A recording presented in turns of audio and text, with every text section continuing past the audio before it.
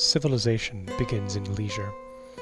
For Aristotle, this phrase occurs in passing in an account of the origin of the arts that aligns with what we now call Maslow's pyramid.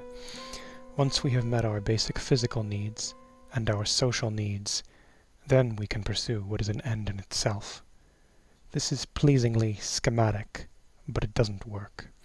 Maslow's pyramid is one of those schematics that breaks down when we try to think it through narratively, when we try to think through how it would actually work in the lives of human beings.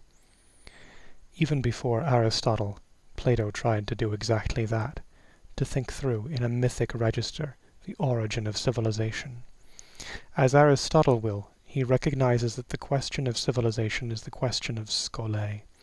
But unlike Aristotle, he recognizes the contradiction this implies, and in the Critias he expresses the tension within the idea of leisure through the two actors in his story, Atlantis and Athens.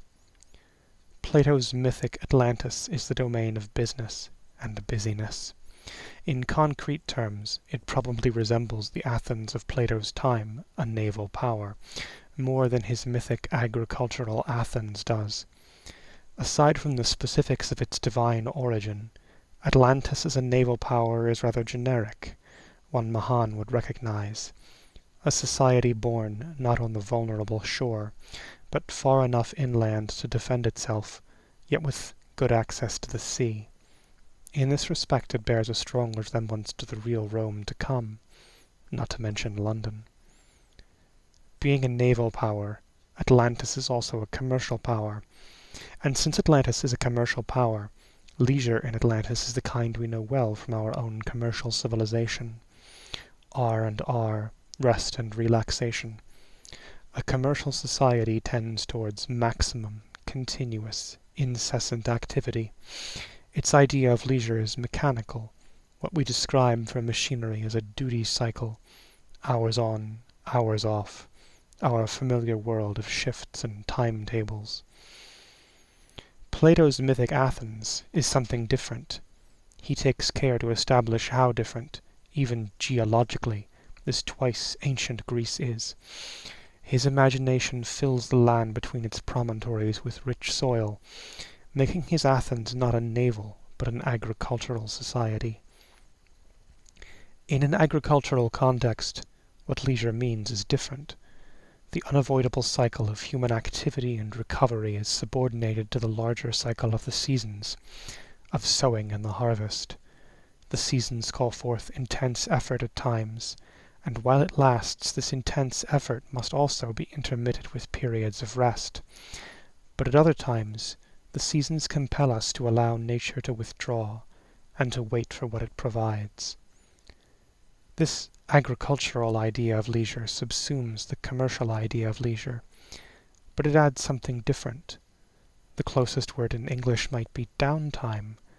Plato and Aristotle call it scholé. What is distinctive about scholé is that it too builds on the cycle of activity and rest, but instead of being directed towards practical ends, towards building or fighting or piling up money, it happens not because of an external necessity, but because of an internal drive. It is less something we do, more something within ourselves that we allow to show. This rhythm of activity and rest is also human nature, as natural and necessary as breathing, what keeps us poised between exhaustion and atrophy. And in this alternation we grow, as a tree grows with rings. In scholé we are like the tree in the field, able to grow in all directions, rather than the tree in the forest which can only grow up. Scholé provides the room that both represents us and realizes us. Scholé is the fulcrum, the moment of poise, when we can ask not just what is to be done, or how, but why we are doing it at all. It should be noted that in the metaphysics, Aristotle characterizes leisure differently than he does in the politics. In the politics, leisure is distinguished from amusement, but not from pleasure. There, the exemplar of leisure is music. But in the metaphysics, the arts of leisure are the arts which serve neither necessity nor pleasure. There, the exemplar of leisure is mathematics. In the politics, Aristotle describes leisure as both the beginning and principle of labor, and as the end and purpose of labor. Such harmony between leisure and labor may have been true of him and of the Athens where he lived, but it is a result that fails to generalize. Subsequent history shows a different relationship between work and leisure. The hardest thing in philosophy, the hardest thing in life, is to pay attention to what is in front of us, to put aside our idea of what we should be seeing, and look.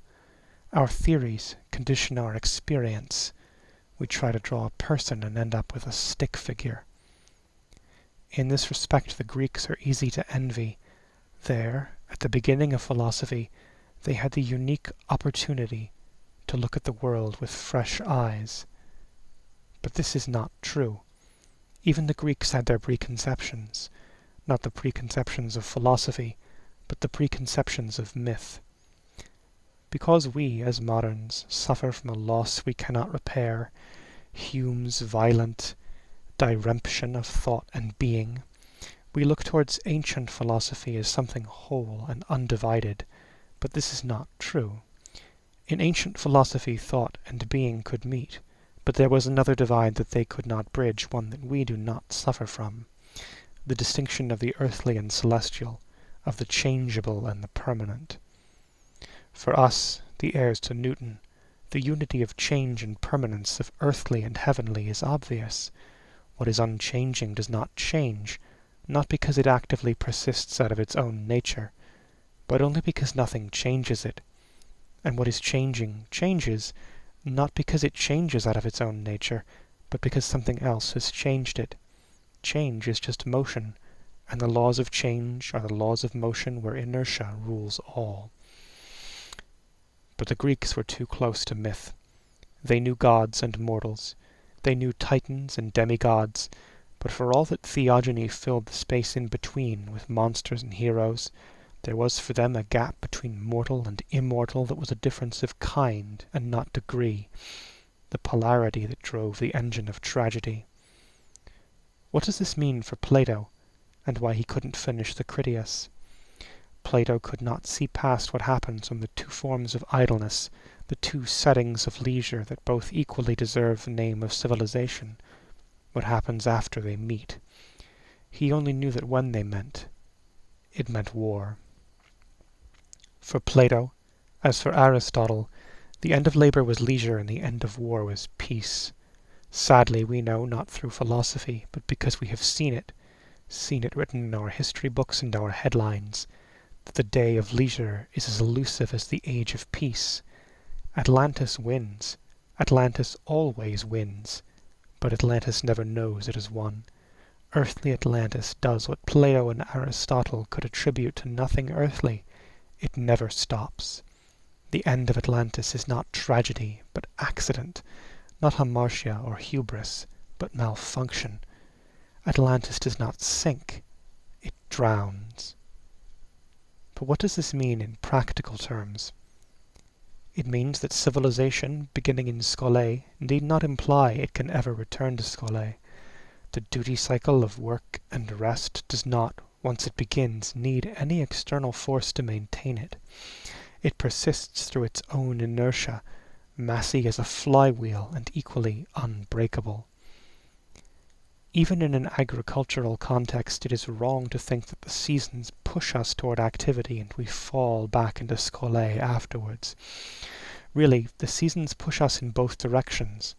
They push us towards action with the harvest, and afterwards they drive us, with autumn descending into winter, towards Scholè. We are not left to our devices. We have to be reminded of them, of who and what we are, because once we are absorbed in labor, we forget. We forget ourselves and each other. What does this mean in practical terms? It means that Atlantis and Athens are not principles. They are states, equally stable, equally unstable.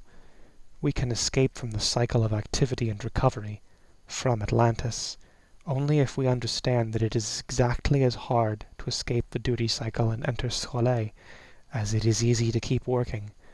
Just one more thing. We will never simply finish, and then have all the time we need, because there is no such thing as finished. We must actively overcome the momentum of business, disengage from the flywheel of activity and rest. It is true that we must earn idleness, but this kind of leisure, scholé, we earn not through work, but through the effort and the choice to put aside work, to make room for leisure. We earn it when we make room for it as something as serious as work, and as necessary.